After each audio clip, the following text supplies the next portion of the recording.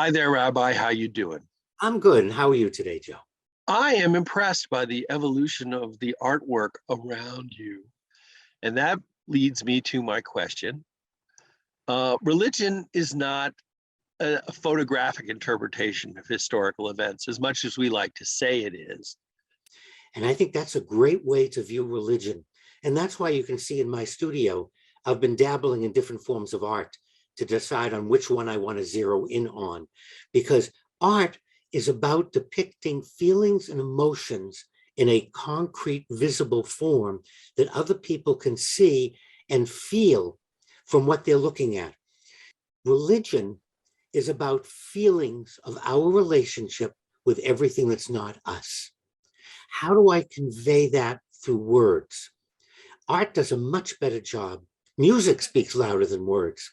So let's stop distracting ourselves and getting caught up in language or historical accuracy and look at the literature, feel what's written. What does it do to me? What is it conveying? How does it change my life? Well, what about critical art? I mean, I'm talking about Richard Mapplethorpe and Charlie Hebdo and paintings and art and cartoons that are meant to provide a contrary perspective on religion. But that's exactly what they're trying to do. They're trying to shake us out of our lethargy state so that we begin to be more critical. Well, critical is too big a word. So we start to think. That's their goal. They're not telling us that they're right, we're wrong. What these artists are doing is saying, take a look at what you believe and what it does to people around you, or to the planet, or to those whom you love. That their goal is a very noble one. Look, the biblical prophets, some walked around naked, some walked around backwards, some walked with yokes on their neck.